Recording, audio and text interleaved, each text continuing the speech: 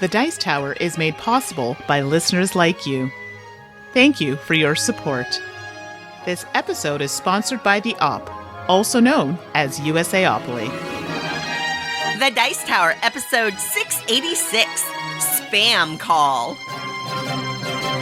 Welcome to The Dice Tower, a podcast about board games and card games, and especially the people who play them.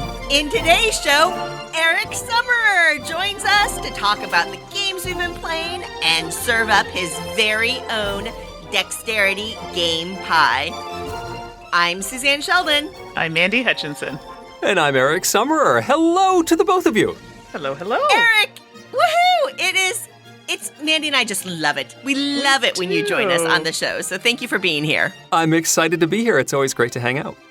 Well, and super extra big thanks because I know that you've got a little bit of stuff going on in your personal life. A little bit of stuff, yes. If you've been following it all on Twitter, I have moved. I moved about an hour north. I'm now in sort of a suburb of Hartford, Connecticut called Simsbury, just over the mountain from Hartford. And so in doing that, my work as a voice actor, I have a giant sound booth that I sit inside, and that had to get dismantled, and all of my equipment had to get labeled, and snakes of cables all in boxes, and of course the rest of the stuff in the house too. And we have successfully changed locations, and the booth has been successfully rebuilt, and I'm looking forward to building a game room in the near future.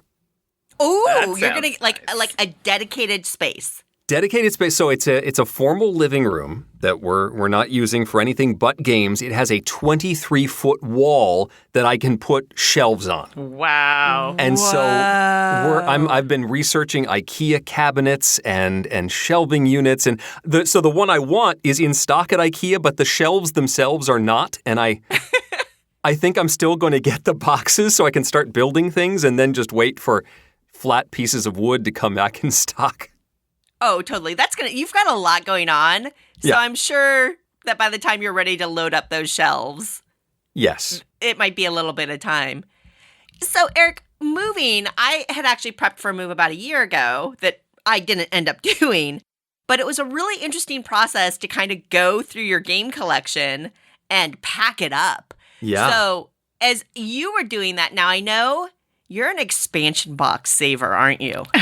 No, I have. Well, I mean, I did. So I started out as an expansion box saver, and they were all in the basement. And one of the things we did before packing up for the move was we got a dumpster, and we culled as much as we possibly could. And one of the things we did cull was all of the empty cardboard in the basement. So I had a carnage pile of old expansion boxes, and I posted it somewhere, and people were like horrified. It's like, what am I supposed to do with it? I don't want to move a bunch of empty cardboard. I had to get rid of it, and it got recycled. We didn't throw that in the dumpster. But yeah, it was a process. I started out saving expansion boxes like, maybe I'll keep this, maybe it'll be useful for something, maybe I can put a print and play game or a prototype in this. No. The expansion content goes in the base box if at all possible, and then I dismantle it. I admire the art one last time before it goes into the recycle bin. Good for you. I feel like you're really advancing in your game collecting status. I'm growing as a person. Yes. Up. Did you cull any board games, or you manage your collection pretty tightly already? So that is not true.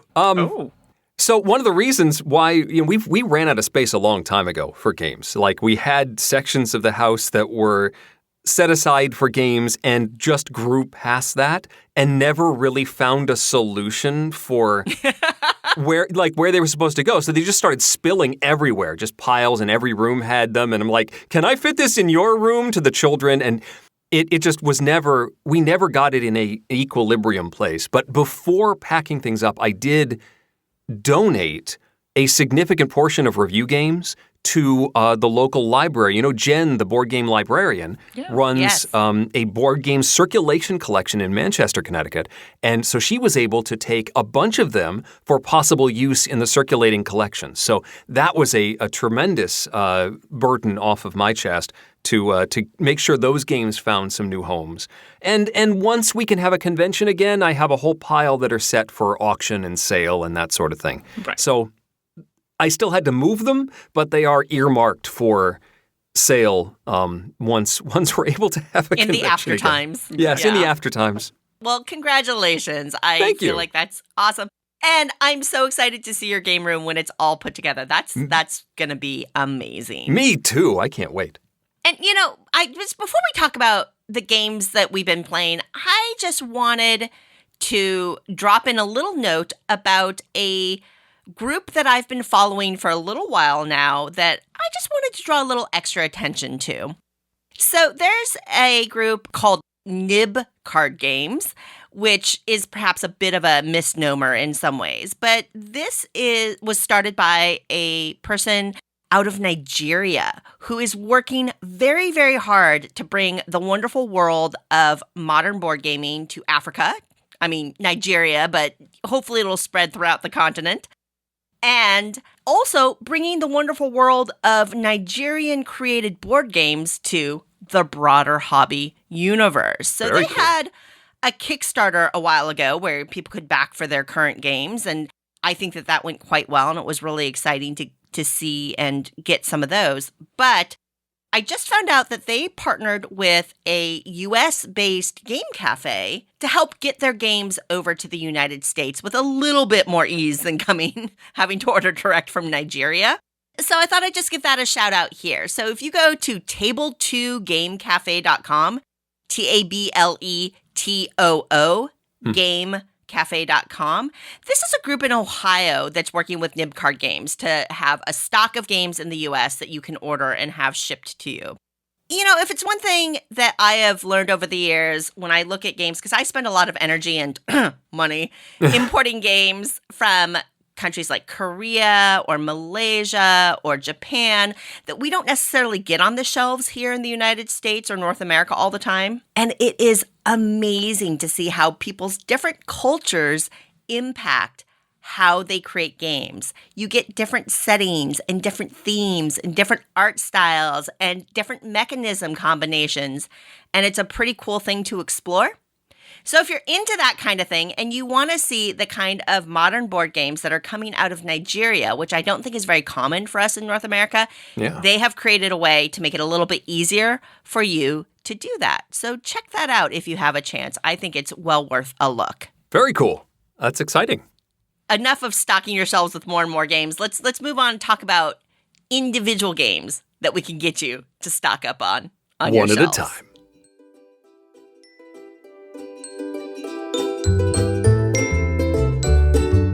So, what have you been playing lately? Eric, why don't you lead us off in our games played discussion? Why don't I? Well, maybe my games are bad. Oh, No, they are. I actually liked I liked the games that we're going to talk about today. Let's start with something from Renegade Game Studios. It's called Athenium Mystic Library. This is designed by a French design collective called L'Atelier, and the art is Veronika Fedorova. The cover design on this is really nice. It's this sort of elven character in a library practicing magic, and the story is that you are like a magic student and you're working as an intern or as an assistant in this magic library. In between your studies, you're learning magic, but you're also helping the library. The game, however, is about the helping in the library and is not about you learning anything in magic. This is a card drafting game and a tile laying game. You have a shelf that is your space that you are going to shelve books into. And each round of the game, there's like two halves to the game. So you have an A deck and a B deck. The A deck, you're going to get 5 turns, and the B deck, you're going to get 5 turns. You actually get 6 cards from each deck, and you're going to play one and pass it, much like many other drafting games. The cards are kind of cool because they're divided into 3 sections. So every time you choose a card you're going to play, you will play that in front of you, and the lower section of the card has symbols for what you get. But then the upper left shows what the player to your left is going to get, and the upper right is going to show what the player to your right gets. So you will get to do 3 sets of things each turn of the game. You'll get the thing that you played, you'll get the thing from the player to your left, and you'll get the thing from the player to your right. You can trigger those in whatever order you want. Those are all the things you get. And you could be getting books of different colors. There are 5 different colors of books, different subjects, and you're going to shelve them on your bookshelf to try and fulfill orders, to create patterns, either positionally or arranging the books in a certain order to try and score points. And if you're able to do that, you can put a little magic wand on the order and say, yay, I scored these points. But these wands are a commodity as well, and you have to continually get them by triggering other abilities to be able to score the points. And so it's all about using these the actions that you get to reshelve your books, rearrange them on the board. You're going to get bonuses for completing entire shelf sections because your shelving unit has large sections, small sections of differing sizes, and you're going to get bonuses for completing them. You'll also get bonuses for putting candles, decorative candles, on your bookshelves. You can get additional exterior shelves, like extra shelving units, to score more points. And you're trying to score more points than your opponents by the time the 10th round completes. It is very straightforward. My kids enjoyed it tremendously. The production is nice. There are hundreds of whimsical titles for all of these books. Stuff like My Interview with the Mermaid. They're sort of plays off of popular book titles, but they're now fantasy, magical, and creature-based characters and subject matters. And the kids enjoyed it. The kids understood what was going on, although my youngest was playing randomly, which was never, his best move. He didn't do terribly well, but he understood what was happening, and he had much more fun trying to create clusters of certain colors. He was not completing the orders in the way that he needed them to. You also have like an affinity that you get extra points if you have your color next to more books of your color by the end of the game. And a lot of those bonuses don't trigger till the end of the game. So you can set things up to score one of the in-game quests, in-game orders, and then rearrange them for end-game scoring to try and get as many points as possible. But there's always more to do than you will have actions in the last couple rounds of the game. I really liked it. Athenium is solid. I think it's going to stick around in the collection for a while, and I'm excited to play it more. That's Athenium from Renegade Game Studios. Mandi, have you had a chance to play this one? I played it on Tabletopia, so I actually have the physical copy, but with the way things are, I don't have someone to play them with, so I play them online. So I have played this one twice online, and I really liked it. And I think the flavor text on the books, I think Banana Chan did that. Oh, nice. I'm not mistaken. Oh, really? I believe so, from what I was told. So yeah, I did enjoy the little, the titles that were chosen for the books. I thought that was really fun. And they come in like little bins. They have these nice cardboard bins to separate them all, which are great, except if you want to put your game on its side, you have to put them in bags and then put them in the bins. Right. But during play, you've got these nice little bins. So when you get, say, a purple book, you sift through and pull one out, and it's sort of a surprise. Oh, what book did I get? Oh, neat. That's cool. Yeah, I really enjoyed this one. You played this one, Suze, no? I have as well, and similar to you, Mandi, I've only had the chance to play it digitally. Mm-hmm. I have the physical copy, and I really want to play it physically because I think there was just a little element of the digital factor that hindered my experience. But I saw how it came together. I got a good sense of that, and I really want to explore it more. I really did enjoy it digitally. I just thought there was some digital fiddliness that I didn't enjoy. Right. So I don't know if that makes sense. So the game itself, I could totally see everything Eric's saying. From a when will I get to play it again, so I feel like I've really gotten into the game, it might be a little while because I'm not sure I want to do it in the digital sphere again before I get a chance to play it in real life. But that's the age we live in. It's something to look forward to. I'm keeping it for sure because of everything that Eric said. Cool. Absolutely. up for me is a game I finally get to talk about. I've honestly been trying to get this game to the table enough so that I could adequately talk about it. And that's Santa Monica. This is designed by Josh Wood with art by Jeremy Nguyen and Bridget Indelicato, and it's published by Alderac Entertainment Group. It's going to retail in the United States for about $40. Santa Monica is a game set in the titular beach in California, the beautiful Santa Monica Beach and Boardwalk area. This is a card drafting and tableau building game where you're going to take cards and then they line up on your personal play area to form your own little section of the Santa Monica Beach. You have cards on the bottom that represent the town side, and then you have cards on the top that represent your beach side. And when you put it all together, when the cards are all lined up, you have what is, quite frankly, a beautiful and charming view of what a section of Santa Monica could look like. And these cards have a really attractive illustrative style to them that I find so incredibly charming. I just love looking at this game and looking at each little card because each card is a little different and there's little teeny tiny details that just make it so fun to just peer at and kind of think, although it does get you in trouble in gameplay for me personally in a little bit. But anyway, so you're going to just take cards from a drafting area and put them in your town. And when the game ends, when you hit a certain number of cards in a tableau. Now, the way you get these cards is that there's 2 rows, essentially, of cards that you can pull from. And you usually take one of the cards that's at the bottom. And then the card above it slides down and makes that card available for the future. So you know there are cards available in the future that you can kind of plan for, but you only have access to the ones at the bottom. I really like that mechanism. I think that's very, very smart because it lets you strategize a little bit, but you have to plan a couple of tactical steps first. There are 2 ways that you're going to score points. The cards have attributes like waves or cameras or things like that. And there's going to be scoring elements that let you score points based on adjacency or quantity or things like that. And then there are cards there are 3 different scoring cards. You only use one in a game, so there's some variation there. And that's going to say, okay, everybody's going to score for their longest wave chain, or everybody's going to score for the number of tourists they have, and that kind of thing. Now, the tableau building is fun enough on its own, but there are also meeples in this game. There are tourists, locals, and VIPs.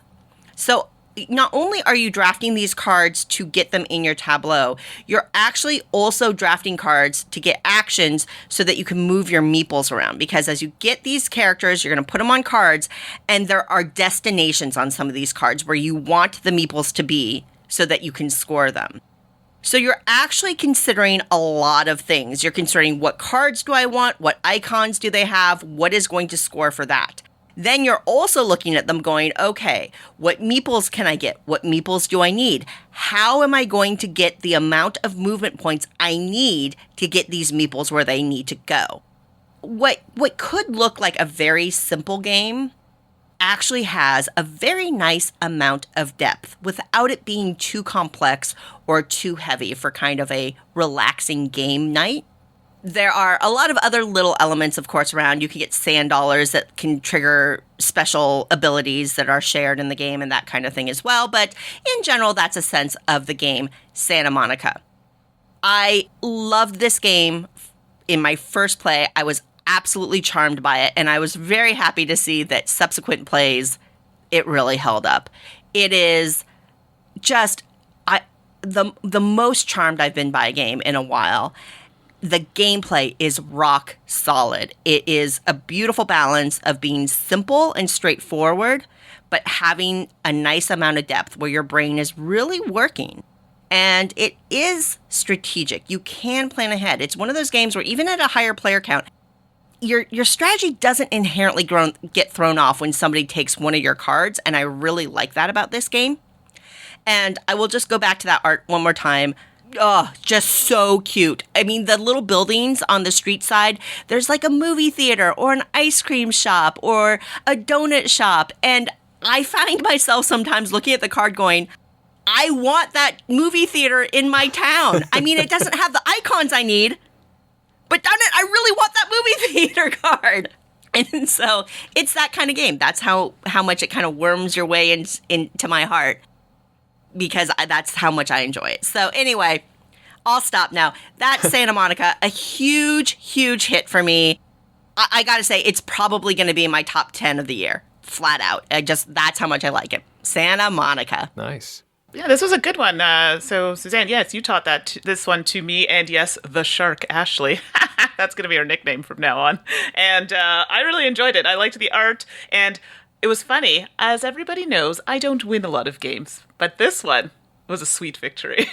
Because I had a nice system going on, and I didn't even notice, like, oh, wait a minute, that card counts in addition to that card. It was literally a duplication of the same card, and I could count it several times. Anyway, it worked out very well. Yeah, you comboed it up on that one. It was purely by accident, but it was a happy accident. This one looks fantastic. I haven't had a chance to play it, but I do have a copy and have sifted through it. And one thing, Suzanne, that you didn't mention that I found incredibly charming, and I'm glad to hear that you like the game so much, because almost all of the businesses in Santa Monica are puns. Yeah. And it's good to hear that you appreciate that as as a consumer of note, and I will note this for future reference, that you appreciate all the punnage that goes into the production of Santa Monica. It looks gorgeous, and it does. It's great to hear that you've enjoyed the gameplay as well. I'm hoping to get this to the table as soon as I find what box it's packed in. Citadels! No! What has been unleashed? Okay, Eric. You and I are going to chat later. But that said, Eric, if you need somebody to teach you, I'm here for you. Thank you. So up on my list, it's been a quiet week for games, but I had to talk about this one because we played it recently online. And, well, it's about some cute little insects called BEEZ, but not bees with an S, BEEZ with a Z, or Z for you Americans. Is that how you say it? There you go. Okay. So BEEZ is designed by Dan Halstead. Art is by Chris Quilliams, and it's published by Next Move Games. It plays 2 to 4 players in about 30 to 45 minutes, so it plays pretty quickly. So BEEZ, I guess, would it be classified as like an abstract kind of strategy game? It really is, yeah. I would. I think that's a good way to describe it. And the layout is you have these, I think they're hexagons. I'm sure someone will correct me if I'm wrong, but those type of tiles that you're going to lay out. And they're hexagons. I gotta ask. I was thinking in my head, I'm like, hexa. No, that is the right amount. Come on. I was numbering them in my head because, I was literally in my head going hexa, hepta, deca. No, they're hexagons. If you make a game about bees and don't have hexagons in it, I think you're doing it wrong. Seriously. Stranger things have happened, okay? True. So the board is made up of these hexagons with flowers, and you have some leaves with water droplets on them, and you're trying to navigate your way onto them because they have little kind of markers on them which represent nectar, and you're trying to get that nectar onto your board, which I believe is shaped like a honey jar or honeycomb kind of thing, and they're numbered. So different numbers on the board depending on how much movement you took to get that nectar on the main board. Your little bee, which is interesting, which is quite a sturdy little bee, on the base has numbers, and each kind of side has a number range. So you can either move 2, I think it's like 2 and 4, 1 and 5. The butt, we had a name for this. What was the name? The bee butt. The bee butt. Yep. So the bee butt move has or 3. the behind, but I can't approve of that because it's a terrible pun. But you like puns. That's the new thing, Eric. But you, in this game, you can't move forward. So you'll have a little circle with a line through it saying, nope, no moving forward. So depending on the direction you choose to move will depend on the number that's on there. And you have to choose one of the two to move to a flower or one of the tiles with a leaf, which has the little water drop. And if you go to there, you refresh yourself on those water drops and you get another turn. So it helps you get you closer to some of these tiles. Some of the edge tiles have a bigger piece in the middle. And this one basically allows you to get an extra piece on your board because you're trying to fill up that board to fill personal objectives and public objectives. And it depends on what it is. It could be similar colors or just the arrangement on your board of your nectar. There are different things that you can try and accomplish to get points. So you play it out until someone reaches kind of the end of their line, because every time you place a nectar on your board, this little piece you have kind of moves with that. So if you place 2 pieces on your board, it moves 2. But when someone gets to the end of that line, it triggers the end of the game. But I believe it's equal number of turns, is it not, Suzanne, in this one? It's equal number of turns, yes. Yeah, in this game. So, yeah, this game is so good. Now, not just because it has BEEZ, and not just because I managed to best my score of 17. By the way, 17 is a terrible score. So if you get 17, you're doing something wrong. No, it's bad. It's bad. Last game, I think I scored 30 some odd. Suzanne is like the queen bee of this game. She does so well. She even beat Ashley. Like, who'd have thought? So, I know. But I beside the aesthetic of the game, it's a smart little game. And it's funny, I found when I didn't think, okay, this is going to sound wrong when I say this, but I find when I thought less about it, like I wasn't so concentrated on, okay, I need to do this. I'm not a planner, right? So I found when I was planning in this game, it didn't work for me. It's almost like when I saw everybody else do their move. Great, now I see what's available. Let me move here. Oh, I can get to that water droplet and then get that extra turn to move there. So I really like that I could literally make those decisions on the fly. Yeah, on the fly. Oh my gosh, I'm sorry. Mandy, is it Eric's influence? Is this? Ugh. This game causes it to just like roll off the tongue, okay? Just like honey. I can't help it. So... Long story short, I feel this is a game, even though looking at it, it looks complicated. I remember first opening it, I'm like, okay, why does the base have all these numbers? It's just random. Like, it was a lot to take in. And then once you go through, you're like, no, this is actually simple to learn, simple to get going, a bit of strategy to think about where things are on your board. But I thought overall it was a really good game. And you could play this with kids. I mean, I don't have children, but as a teacher, I feel this is a game. Now, age obviously is going to depend on that. Mm-hmm. But I definitely think you can play with kids who are in that maybe 9, 10 and up kind of age range. But again, depends on your children. So BEEZ for me is a hit. It's a winner. I love it for all the reasons. It looks good and it plays well. BEEZ! Eric, have you had a chance to take a look at this one or not yet? I've seen pictures floating around. It looks very interesting. It's getting good buzz for sure. Oh. That was a good one. This is painful. All right. Well, I was just going to say I really, really enjoy this one as well. And for all the things that Mandi said, I will note that the movement can be a little hard to grasp at first. The way that the directional works, because each side of the bee has, you can move 1 or 5. And you can only move 1 or 5 in that direction. So kind of understanding how the movement of the bee, just make sure you pay attention to that in the rules. And check out like a video review or something if you have any confusion on that. Because I think what we heard from Next Move, the publisher, was that they were seeing people play that incorrect. Right. But once you get it, exactly what Mandi said, it plays surprisingly quickly. And even in the live play that we just did a few days ago, Mandi, right? We were finishing up the game, and a couple of people in the chat said, "Whoa, that was fast." Yeah. So yeah, it looks more complex than it is. It has a little bit of nuance, but it's so worth it. And I'm not going to do any bee puns because y'all are just I was waiting wrong. for it. Nope. I mean, you could be the queen of bee puns. No, Eric, why don't you talk about your next game? Thank you. So I've been in a little bit of a tunnel vision, but I looked up and suddenly it's less than a month until Christmas, So what I want to talk about is a very small 18-card escape room that is Christmas themed. It's called the Kringle Caper. It's designed by Jonathan Chafer, and it's from Grand Gamers Guild.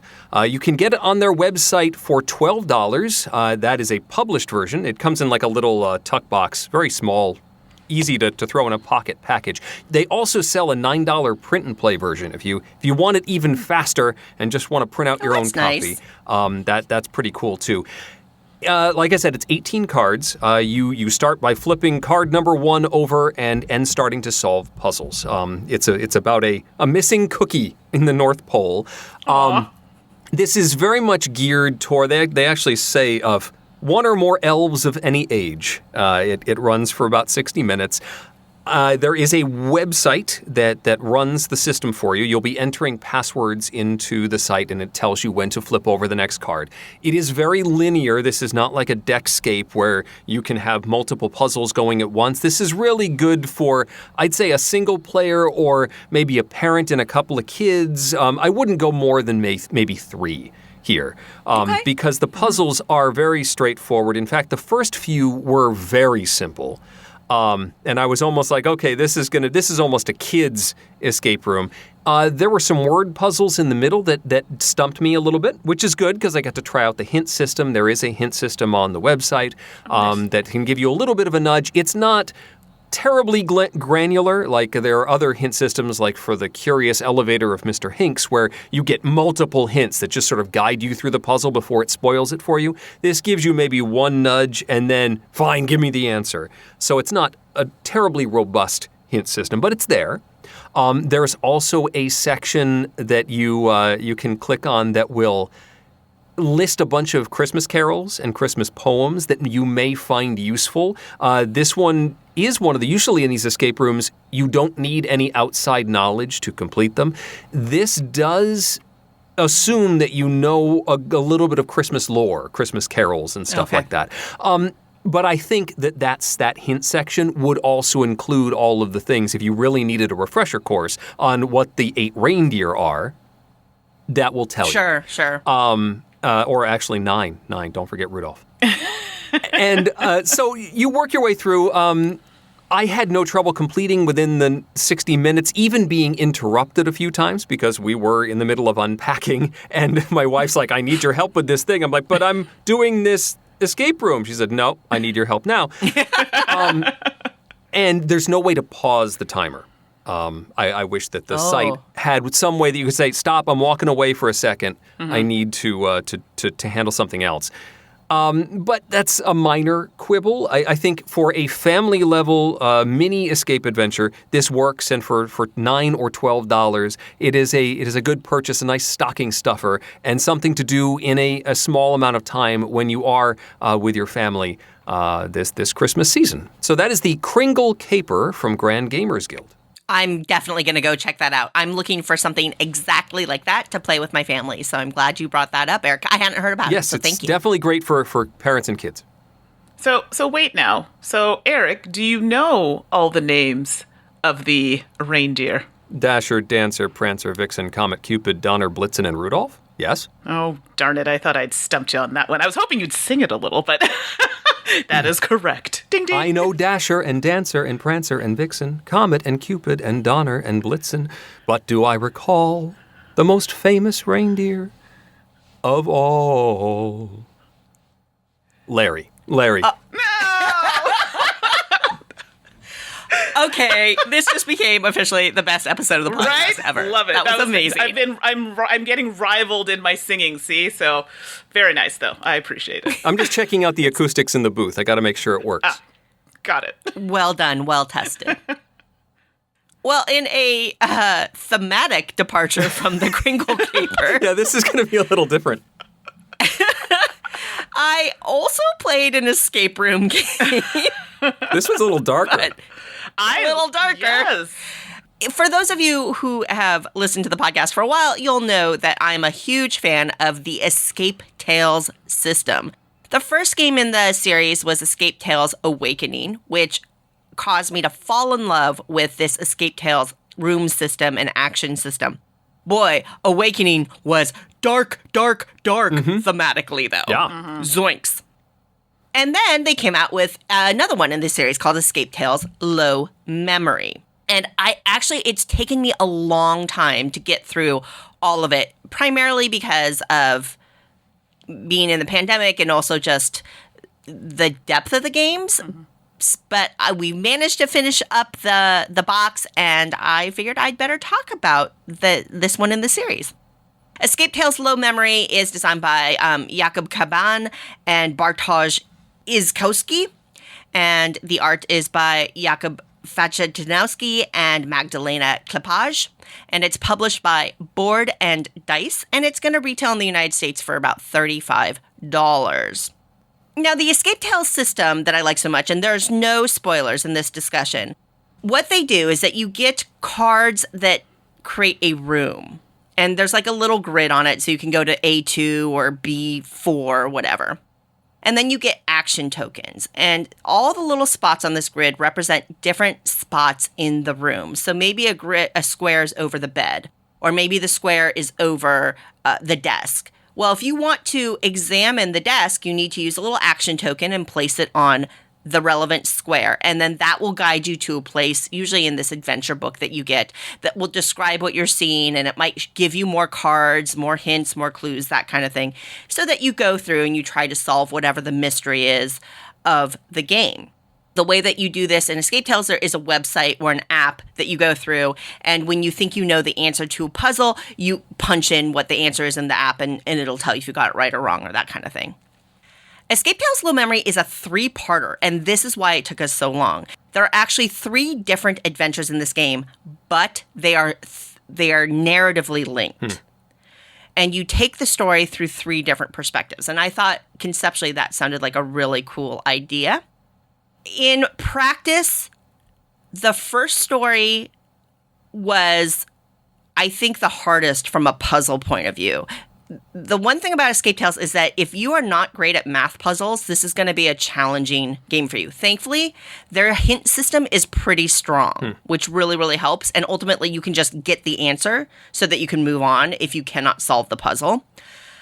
Then the second one in this box set, I think ultimately ended up being my favorite because the puzzles felt like a really nice balance between the mathiness and kind of just observational puzzle solving that I'm better at, so I enjoyed that. And I loved the narrative tie to the first chapter. And then the third chapter that we recently completed, I think fell in between for me. Ultimately, I will just say personally, the ending we hit, there was a little bit of dissatisfaction. There was a little bit of disappointment for us. We're like, wait, what? But in Escape Tales, you can end up with multiple endings. Yeah. So we can literally play it again and make some slightly different choices on the way that we explore and try to get to a different ending, which may be worth pursuing. And it's an interesting thing about this particular style of game. Overall, though, Escape Tales, the system really holds up. Low Memory offered a few new mechanisms or a few new ways in how they treated the room system and the action system. There's definitely like a little bit of tension that they built in terms of pressure on how you pace yourself through the game in a good way. And I continue to think that if you are with grown-ups and you are aware of the thematics, because Low Memory isn't quite as dark as Awakening, but it's still pretty heavy. If you can do that, if you've got somebody in your group that's really good at math puzzles, and you like this concept of interlinking stories that leverages information from a previous game, I think Low Memory did a solid job, and I really did enjoy my experience. There's a lot of gameplay in that box for $35, I gotta say. Cool. Escape Tales Low Memory, I enjoyed it, and it did set me up to be excited about the next one, which is like Children of Wormwood or something like that I think is releasing very, very soon. So I'm still very, very excited to check that one out. Coming up next. That is exciting.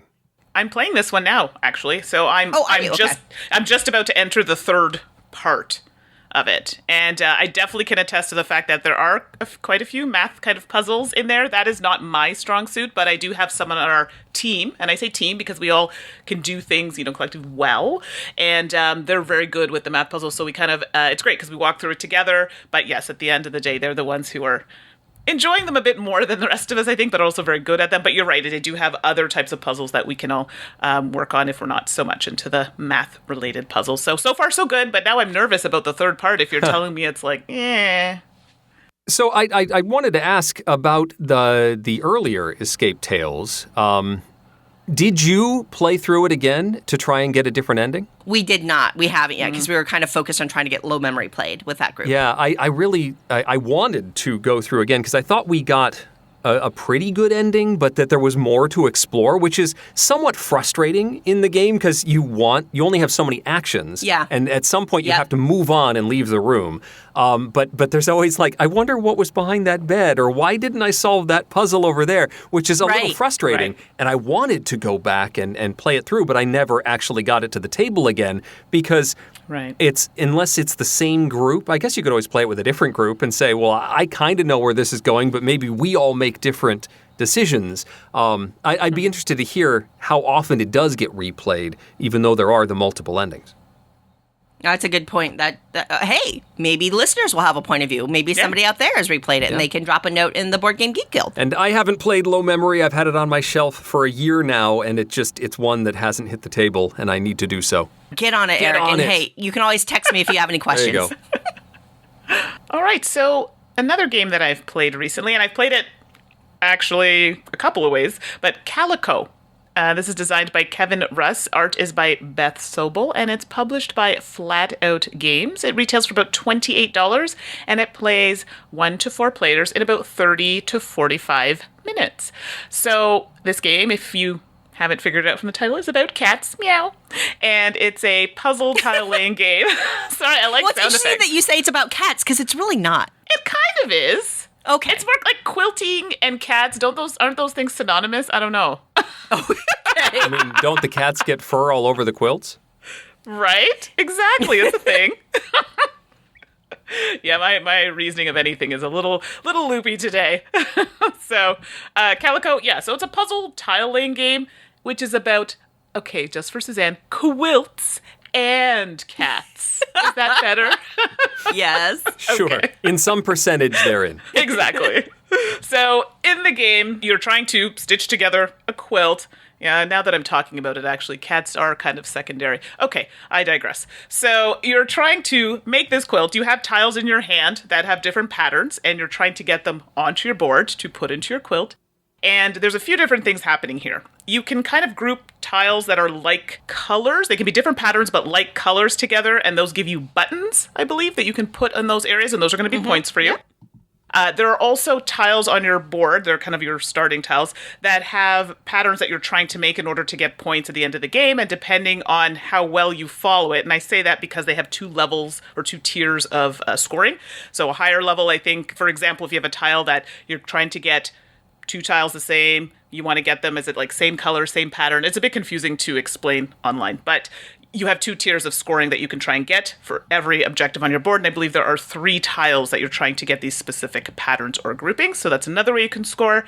There are also these cards with cats on them, and they have select patterns on their cards that you're also trying to get on your board, and you can score those as well, and those are ones that everybody can try and obtain the patterns to get some points.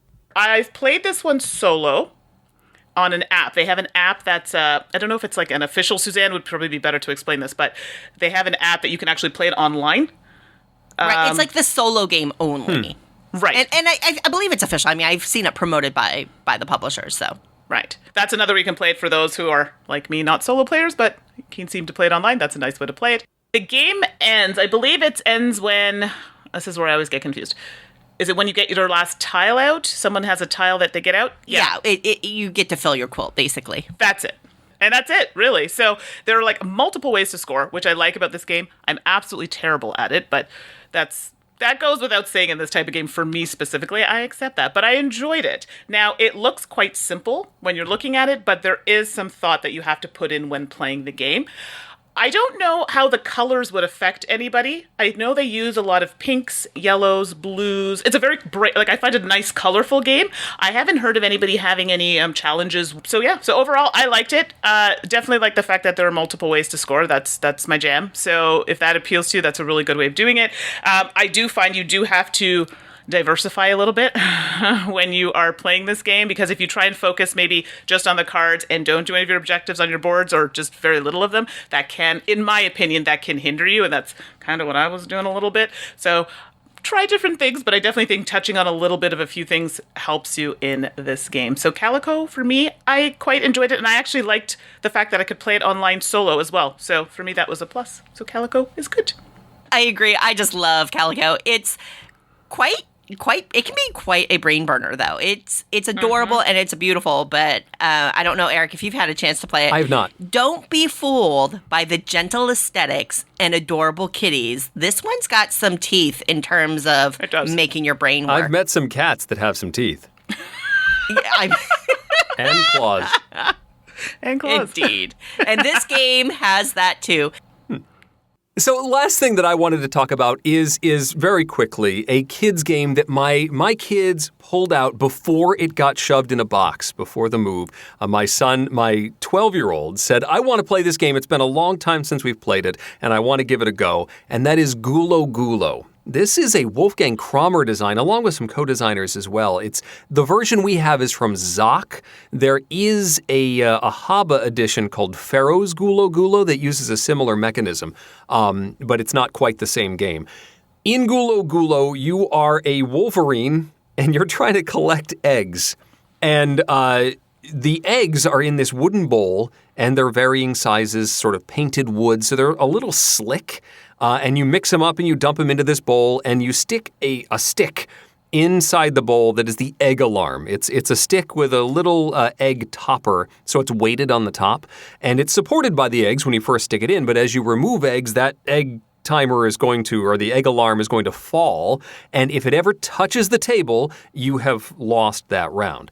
The way you decide what color you're going to go for is that you have a path made up of tiles, and you will either flip up the next face-down tile that's in front of, you're trying to make it to the end of this path. So you either flip up the farthest forward face-down tile and go for that color egg, or you can pick another color that's already revealed in front of you and say, I'm going for that. And it's sort of the Candyland mechanism. So if I pull a blue egg, I will move to the next blue in sequence. So you can strategically determine which egg you want to go for and maybe risk going for a difficult egg if you want to make a big jump.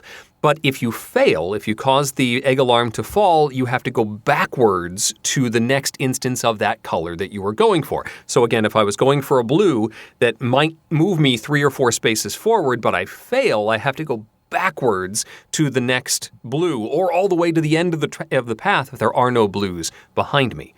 You get to the end of the path, there are some face-down tiles, and ultimately you need to pull a purple egg to win the game. And that's it, Gulo Gulo. This is often touted as a game that adults and children can play well together because kids have an advantage with their tiny fingers reaching in and grabbing these eggs, whereas adults... They really do. It's unfair. It is very unfair. Because adults, for some reason, I'm trying to grab this egg and I can't get a grip on it because they're slippery, and so you almost have to get under it. But in order to get your fingers under the egg, you have to displace more eggs. It's difficult. But it ended up being, for such a simple game, a pretty nail-biting experience because my son, with his tiny fingers, made it all the way to the end and was successfully grabbing all these eggs. But he missed the penultimate draw. He made the egg fall. He had to go backwards, and I was able to sweep in and get the victory at the last minute, and that was exciting. For such an older design and for a kid's game, there's a lot there in Gulo Gulo. It is probably worth tracking down a copy, but I have not played the Haba edition, so I can't tell you exactly how the two compare. I know that the Haba edition is spheres and not egg-shaped pieces, but beyond that, I don't know the other differences. Gulo Gulo deserves to be one of the classics of kids' games. I totally agree, and now we have the Pharaoh's Gulo Gulo in my house, and that's what we play. I don't know all of the differences either. I think the way the board is laid out is a little different, but it's essentially mechanically very, very similar, and it's a huge hit too. So, and I mean, the fact is, I share your frustration with my ability to get the spheres out of the bowl compared to my children's ability. Oh, yeah. So that part's the same. So wait, no one said anything about Wolverine and eggs, but there was something said about cats and quilts? I'm confused. I mean, the Wolverines eat eggs. They're trying to get the eggs to eat. I guess. And you have Wolverine pawns that move along the track. It seems like thematically solid. I think we're good. Rock solid. Unassailable. All right, to wrap up our games played recently, I wanted to talk about a solo game that I've been playing, Goblivion, which I believe is a portmanteau of Goblin and Oblivion. Oh, yes. Goblivion. I got it, yep. This is a solo or two-player cooperative game. I've only played it solo that I believe was on Kickstarter a while ago. Now, I missed the Kickstarter, but I posted on social media a little while back about solo games that I was enjoying, and somebody said I should check this out. So I did. This is designed by Jean-François Gauthier, and the art is by Jean-François Gauthier, and Goblivian Games is the publisher, which I believe is the publishing shop for Jean-François Gauthier. Okay. Trying to take on the whole Ryan Lockett Red Raven banner there of doing it all. But he didn't call his design studio, what would it be? Empires of the Void Games. Yeah, I know. And Tom has strong opinions about that, I know. But this one is just $40, and you can order it direct from Goblivian Games and their website if you are interested in checking it out. Goblivion is a tower defense deck building game. Ooh. I love tower defense games. And I really like deck building games. So that's what really intrigued me about this one. You are going to get to pick from a variety of kind of royalty characters that is your character, essentially, that has unique starting health and starting cards and things like that. And you've got a deck full of enemies that are marching towards your castle to tear it down. And then you've got a deck full of, I guess, ally cards, essentially, or equipment cards that you get in your hand. What's going to happen is you're going to spend the first part of the game trying to get cards into your deck. You're building up your deck. Mm-hmm. And to get a card, you basically, the card itself, if I say, oh, I want this catapult card, it's going to tell you on the card, okay, draw 3 cards from your deck. And then hopefully you can achieve the battle points that you need to obtain that card and get it into your deck. Great. If you don't, you're going to lose some health. Then the enemy cards march forward on this little board that you have towards your castle. So you're going to spend the first few rounds building up your deck, and these enemy cards are marching. And then when they hit your gate, then they start to flip over. When you flip over an enemy card, a lot of them will have an instant ability that will do something nasty to you, and then you're going to have to fight them off. Similar to the way you obtain cards, this is how you're going to fight off the enemies as well. Each enemy card has a number on them that indicates how many cards you get to draw from your deck to try to fight them off. So some enemies will let you draw 4 cards, some enemies will let you draw just 1 card, and then you have to make the most of your hand to fight them off. When you defeat them, they go away, and they flip over because they're kind of double-sided cards, where the top half of the card is the enemy and the bottom half actually goes into your deck to help you in future rounds. Oh. Similar to a game like Friday. If you've played Friday, the solo game, it borrows or has a similar mechanism in that front. If you lose to an enemy, you're going to lose health. And basically, you want to get through all the enemies and defeat the big bosses at the end of the deck that you kind of seed the deck with as you build it out before you lose life. And if you can defeat them all, you win. If you lose your life, obviously, you have lost the game. I did not know what to expect. Just the description of tower defense and deck building is what intrigued me. I have to say, mechanically, I am so impressed with this game. And it's one of the ones that I just find myself drawn to right now. In the evening, after the kids are tucked in, I'm like, I feel like playing a quick game. I don't want to be on a screen and play a video game or something like that. I've been setting up Goblivion. In fact, it's still just set up in a little table in my bedroom right now. That's how much I enjoy this deck building, the way that the cards force you to draw. The cards that you get have special abilities that let you manipulate your hand. So it's not just luck of the draw. There's actually a lot more going on in the game where each character card you have, it may let you draw more cards, or it may let you exchange cards. It may let you cull cards from your deck, that kind of thing. I didn't get into all those details. But mechanically, if you play solo and that tower defense deck building works for you, you should check this out. It really works. I will say, with full respect to Jean-François Gauthier, the art style is not my personal favorite. It's, you might want to just check it out. There's nothing super offensive or anything like that. It's just not my preferred art style. But I have found I ultimately don't care because I'm enjoying the gameplay so much. So, solo play, you can play it 2-player cooperatively. There's a full set of rules on how that works, and just from reading the rules, I can see where that would work quite nicely. Yeah, Goblivion, it was a surprise to me. I had missed it on Kickstarter, and I'm really, really glad it's available on their website to order because it is fun. Very cool. Sounds a little bit like Maiden's Quest.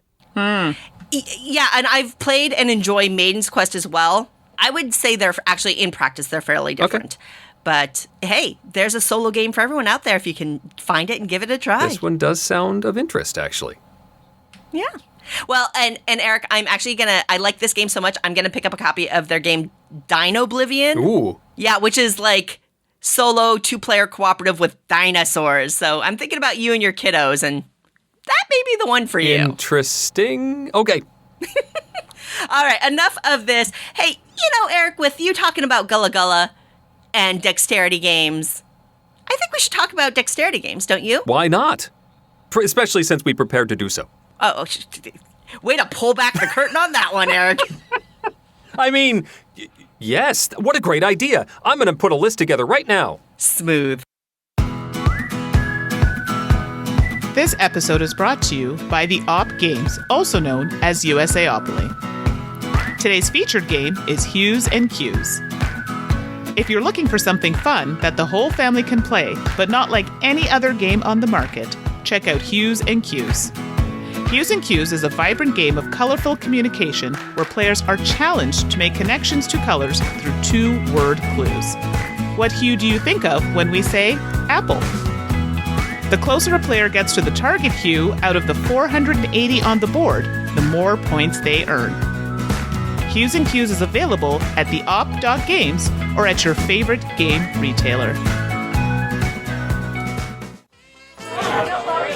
Order up! And now, it's time to order up a slice of game pie. All right, folks, time for Game Pie with Eric Summerer involved, and we are going to be talking about dexterity games, which, good job, Eric, segueing in from Gulo Gulo on that front. It was totally planned. Very, very smooth. You are like butter. And, when I was thinking about dexterity games, it's interesting because it turns out I love dexterity games, and I didn't really realize it until we were setting up for this game.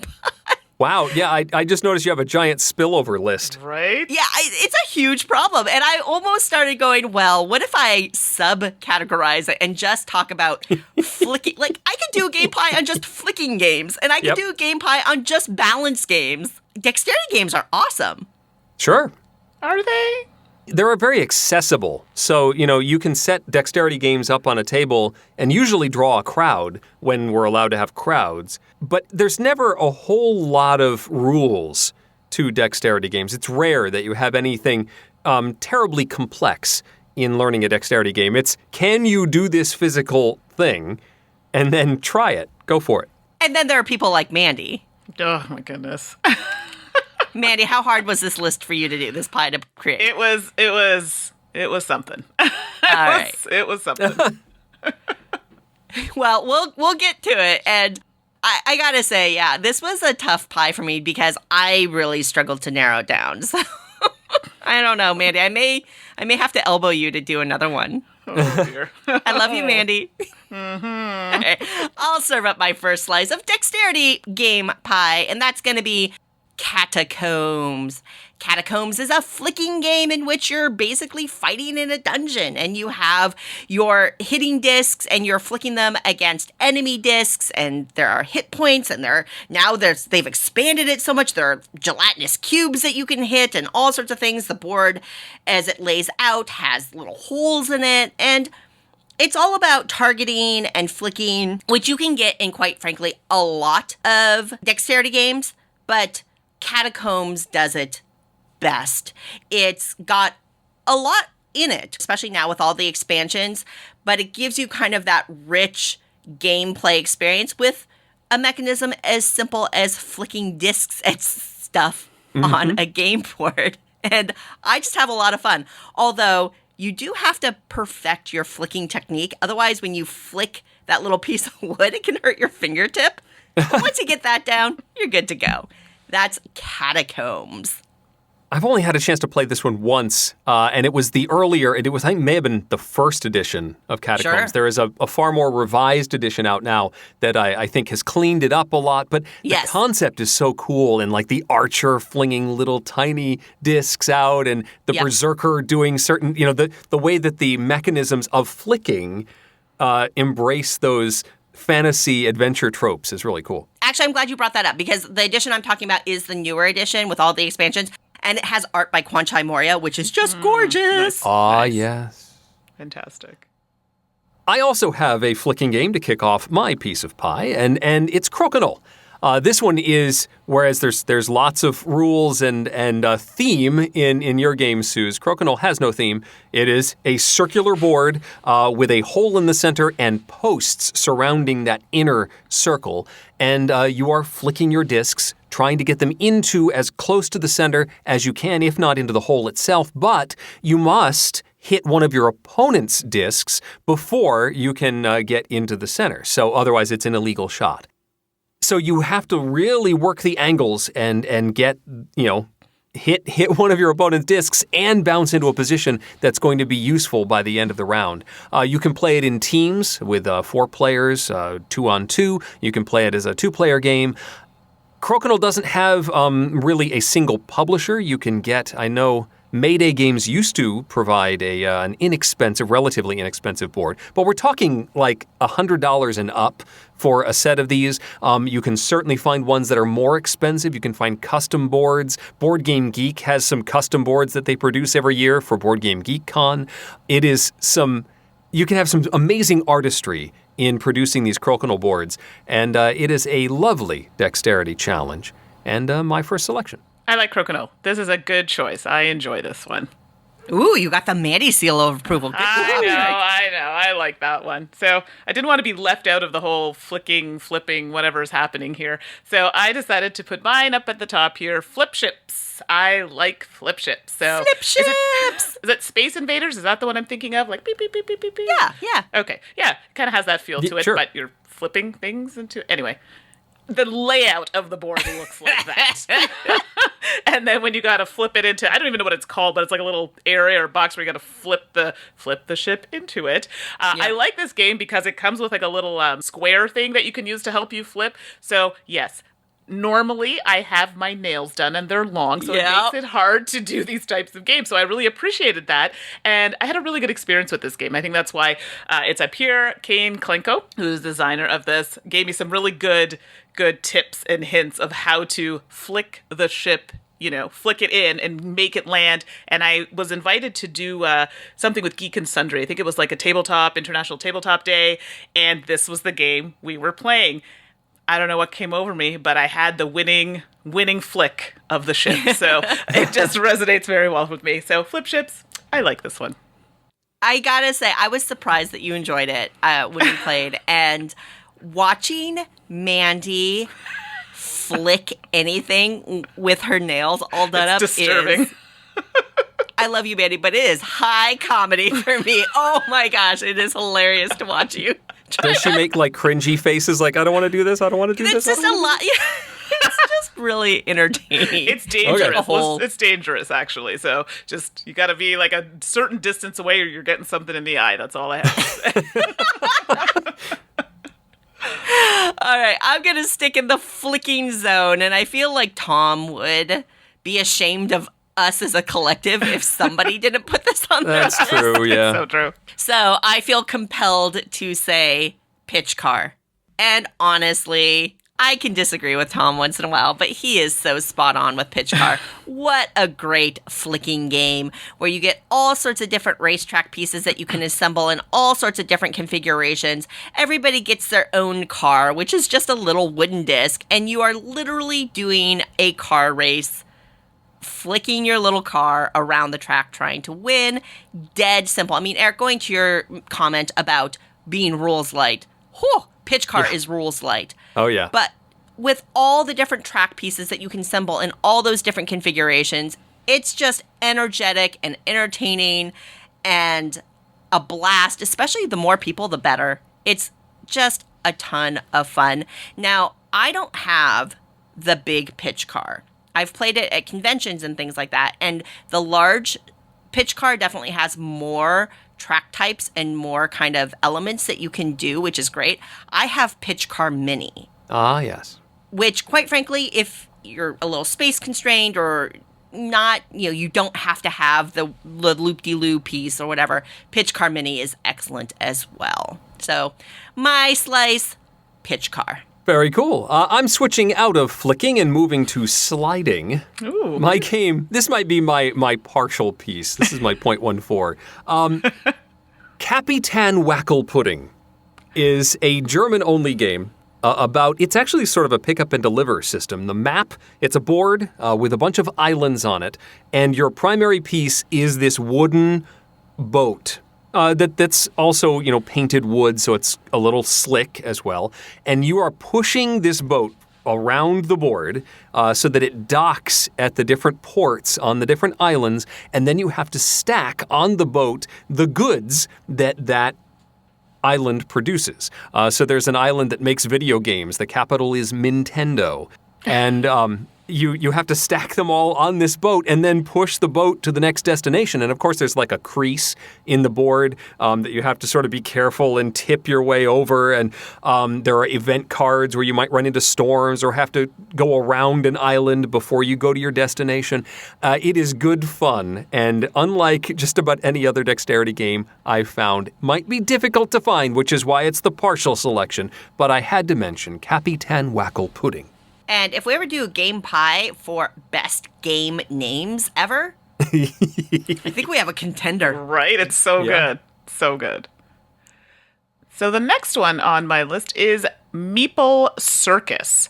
So this actually, I think the first time I played with Eric at a convention, if I'm not believe mistaken. so. This was at Spiel, I think. Yeah, and I don't normally like games where there's speed involved and speed and dexterity on top of it. Oh, that just sends me over the edge. But this one was actually really fun. And I think I enjoyed watching other people do it because, it's a circus theme and you're trying to, you have these cards which have the little meeples and sticks and things on it, and you're trying to replicate that as quickly as possible, but it has to be exact. And some of them get so difficult to do because you're working with animals and other shapes. It's hard to kind of balance them. The round ones are the worst when you have like the quote unquote balls and you have to add, sticks and people on them. Oh my goodness.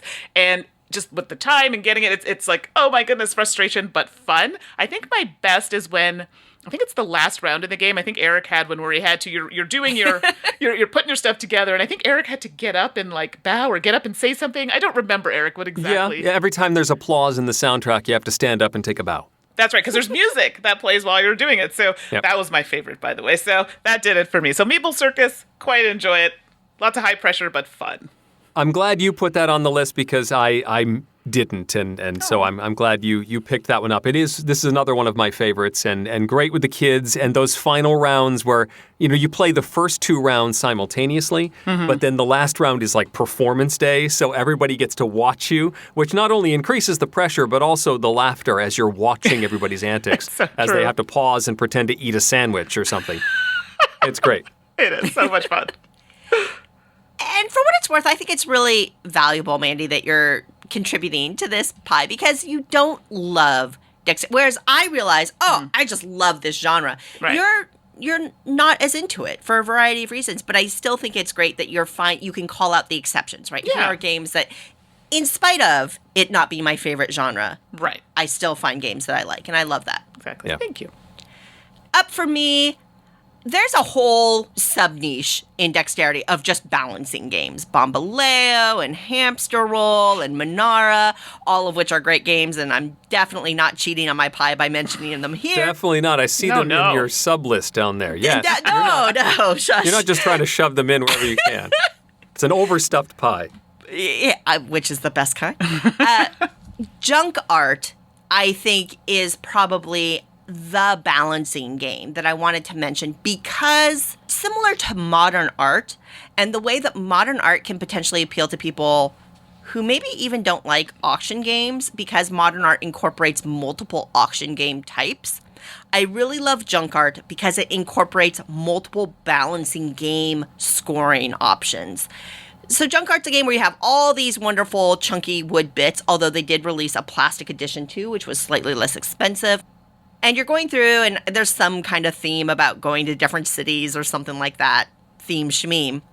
But what I like about it is that drives you to do different kinds of things. Sometimes you're going to be stacking for height. Sometimes you're going to be stacking for balance. Sometimes it matters what shape pieces are touching each other, that kind of thing. But the variety within one box in how you play the game, I think is a hugely appealing thing about junk art and helps elevate it in the whole stacking blocks kind of sub-niche within dexterity games. So junk art is my third slice of pie. Cool. This is a good one. I have a memory here. Sorry, I'm sharing. Sure. Go ahead. So for those who, I don't know if I think, Eric, have you played junk art? I have only once, though. Okay, so there's something in the game happens where you accidentally knock the table and knock everybody else's pieces over. You get some negative points or something. Yeah, I mean, a friend told me that. Just saying. So, Friend, huh? just saying. A likely story. There's a whole category of dexterity games that are, I guess, almost emulations of sports games, sort of a two-player real-time dexterity game. And my pick for that particular category would be Clask.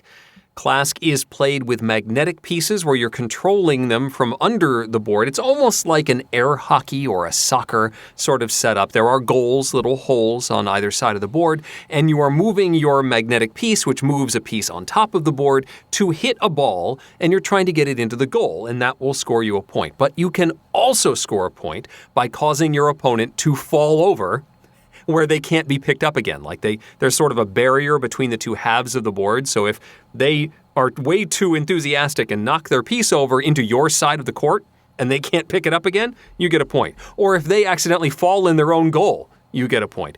And then there are these little barrier pieces, these little tiny plastic things that are also magnetic. And if you get too close to them, they will attract themselves to your mover. And if you end up with two of those on your mover, your opponent scores a point. So it's actually not only strategic to go for a goal, but also to use the ball to knock those barrier pieces closer to your opponent that, prevents them from maneuvering around the board. It's fast, it's furious, the production is lovely. It's one that looks good on a table and draws a crowd. Clask is my next selection. Another solid choice from Eric.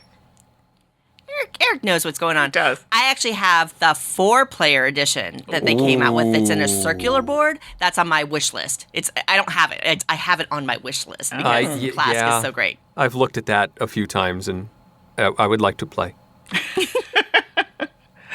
So on my list, next up is Rhino Hero. And this one I actually play with, funny enough, coworkers' children. So sometimes in the office, well, when we're working in the office, and usually around the holiday time, people would bring their children into the office. And I would always keep a few little games in the office. And Rhino Hero seemed to one I could just pull out. It didn't matter if they didn't fully understand what they were supposed to do. Sure. As long as they could stack the cards and put the rhino, because that's what you're trying to get all the cards in your hand. And each card, I should say, most cards have an ability. It may cause you to draw extra cards, or you have to put extra cards up on the stacking of the cards, to make it a bit more difficult. And then you also have to place the rhino in, the stack of cards. And you're trying to get rid of the cards and build up the stack as high as you can, making it difficult for everybody else. And again, this one is one of those ones I just keep on hand. I would love to own the jumbo or large size Rhino Hero. That looks so fun, but I don't know if I'd be able to keep that at the office. So Rhino Hero, little fun one. The kids seem to really like it, whether they know the rules or not. I really, really struggled for this last little bit of pie. As Mandy and Eric can see in my show notes list, I've got like a dozen games. You do. There's a lot happening. I wanted to add, but I just couldn't. So I was really torn between Tokyo Highway and Tasso for this last slice. So I'm going to call an audible here. I don't know. You two, tell me. Which one should I go with, Tokyo Highway or Tasso? Because I can't choose. Both are. Is Tasso the one we played in Germany? Yes. Oh, they're both really good. I haven't played Tokyo Highway, so Tasso? I've played Tokyo Highway and not Tasso, so Tokyo Highway? Oh my gosh, y'all. Okay, I'll tell you what. I'm going to go with Tokyo Highway. Okay. Because I think it's a little easier to get, thanks to Asmodee picking it up.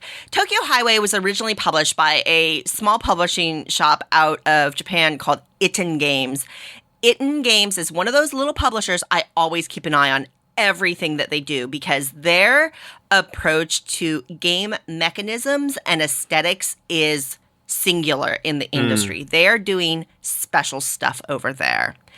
Tokyo Highway is a game in which you get basically popsicle sticks that are painted gray. Yeah. And then little gray and yellow posts, for lack of a better, they're kind of chunky little wooden discs that you are going to use to build up this highway network. You get little car pieces in your player color.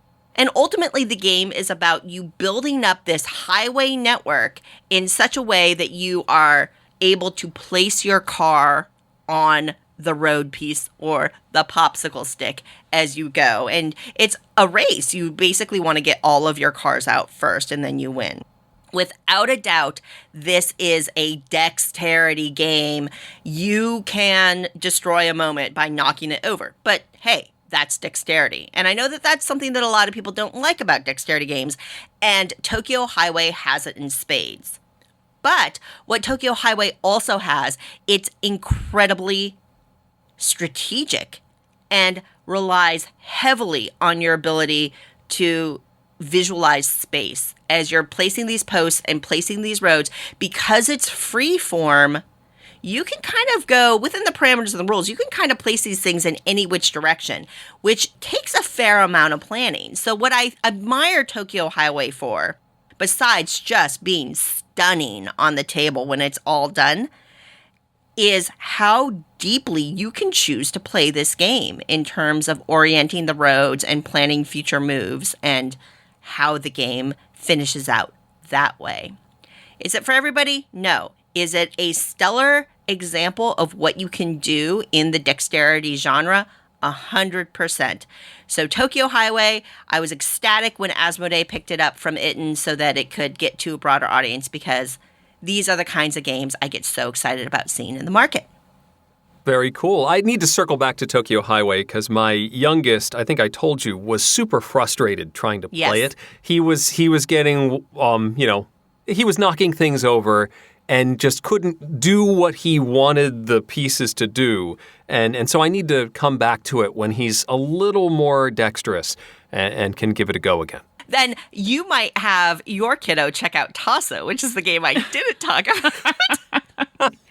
She's going to talk about them both, isn't she? Yep, there it is. No, I'm not. I'm just going to say that it has some similar mechanical things, much more streamlined and stripped down, as Mandi can attest to, that I think would have a huge appeal to your kiddo. Cool.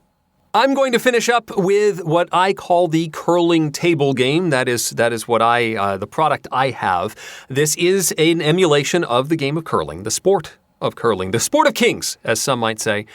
Never heard of it, Eric. Yeah, I know. And I'm sure Mandy's never heard of it either. Mandy gets to watch curling on TV all the time. I'm jealous. So, Darn tootin'. The version that I have, these use ball bearing, plastic pieces with ball bearings in them that represent the curling stones, so you can slide them across the play surface and get them as close to the center of the house as you can. If you introduce a little bit of lean, like if the table is slightly uneven, and my version comes with little levels, so you can level the board however you want, you can actually create some curl to the system, which is very cool. The version I have, the board is solid wood, so it is one piece Fancy. and slides all the way down. It came from Canada. It was a gift from my Canadian Secret Santa one year. Gorgeous. There are less expensive versions that are more widely available that use a plastic roll. As long as it's one piece, like if you're looking at these products, there's lots around now. If you find one that is a single piece plastic roll, that can work very well. If you can find one that's one solid piece of wood, that's great. That's the best. Do not buy anything that has a seam in the middle. Like there are lots of two-piece boards. I had one at one point that somebody's like, hey, you could play curling on this thing. And there was a seam in the middle, and so you had like pieces jumping. No, one piece. And then, anyway, curling table game is my last selection. Yes, you need that smoothness. Absolutely. Agreed. So my last one, well, I don't think it can get any more Canadian than this, but stick hockey. So table stick hockey. I don't even know what y'all call it, but I this have like the no idea what you're talking about. The arcade game where you're manipulating, it's like foosball, but it's hockey? yeah, but it's not electronic. Like I'm talking about the like old school. Right. Yes, it's like foosball, but it's hockey and it's on a flat surface. So it doesn't kind of, the foosball, you kind of roll the players. They can kind of roll. This one doesn't. Like it's hard to explain. The one that I have is so old. It's like a one. They look like little paper figures on the board, and they basically slap the puck around. It's like hockey, but on a table with little figures. So I'm quite good at it. Maybe that's why I like it. And it's hockey. I do like hockey. So there you go. Table hockey, stick hockey, whatever you want to call it. I don't know if that sounds so Canadian. I don't know if I've ever seen that myself. We had them in arcades here. More robust versions. You're moving the rods around, then you'd spin the rods to get the character to spin. Yeah. Yep. So you're 100% right, Eric. You do see them mostly in arcades. I just happen to have one at home. You would. Oh my goodness. Alrighty, folks. We will call that a hearty dexterity game pie. Eric, thank you so much for your input. I would have been shocked if curling hadn't made it, so I'm glad that you didn't disappoint. Exactly. I have to play to I have to play to form at this point. 100% you do. Hopefully you all enjoyed our take on some favorite dexterity games. Even people who don't like dexterity games can come up with a few slices of pie on it, which I appreciate. As always, everyone, thank you so much for joining us for another episode of the Dice Tower podcast, where we get the pleasure and privilege of yakking about games with each other. And it's just the best thing ever. And we're so glad that you are part of our extended gaming family. Indeed. If you have questions about dexterity games or about any of the games that we talked about in this episode, or if you have suggestions for future Game Pie segments, or if you just have general questions for a future Q&A section, feel free to send them on in. You can reach me at Suzanne at dicetower.com. You can reach me at Mandi, that's Mandi with an I, at dicetower.com. And you can reach me at Eric, that's Eric with a C, at dicetower.com. And next episode is 687, in which Tom and Eric will verbally vaunt their valued V games. Ooh, very nice. Thank you. Totally didn't take two takes. First try. Yeah, first try. Nailed it.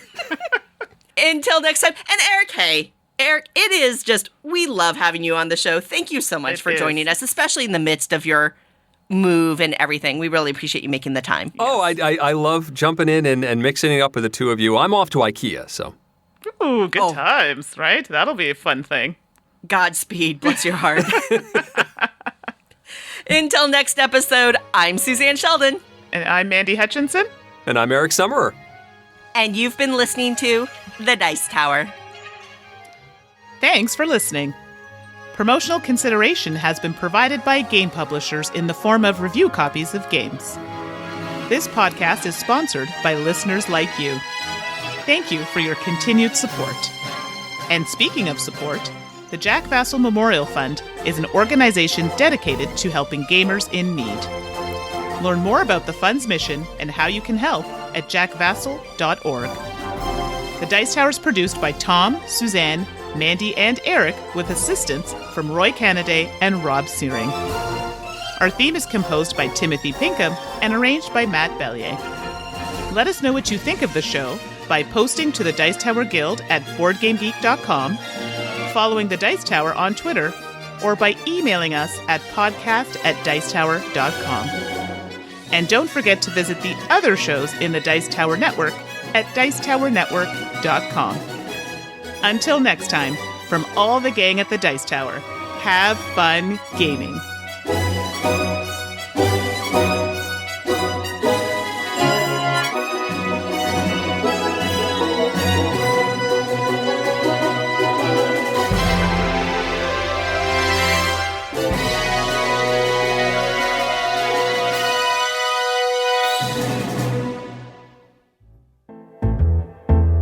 All right, everyone, it's that time again for Two Truths and a Lie. So I'll say what I've talked about last episode. Here we go. As a child, I enjoyed stories from Beatrix Potter. As a child, I enjoyed books from Jan Brett. And as a child, I enjoyed works by Shel Silverstein. If you said I enjoyed books from Jan Brett, you would be correct. That is the lie. I actually... but Jan Brett's so good. I know, but just it actually comes down to I haven't read some books, too many books from okay. Jan Brett. So that was a bit of a tricky wiki one. That was a trick one. Good job. Last episode, I said I made noodles with crushed up hot Cheetos. Oh boy. I made noodles with crushed up Funyuns.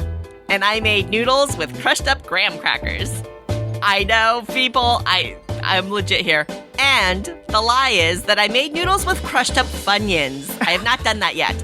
But I'm just saying, a little bit of buttered noodle with some crushed up hot Cheetos on it, shockingly good.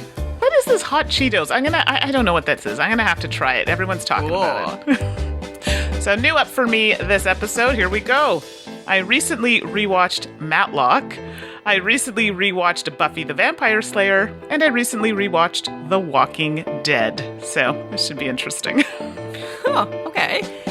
And for me, I went kind of negative, but it didn't need to be as negative as it comes across. But I said, I've had Magic the Gathering cards stolen from me. I've had Illuminati New World Order cards stolen from me. And I've had Star Wars CCG cards stolen from me. Well, at least they're gaming related. So There we go. good luck, everyone.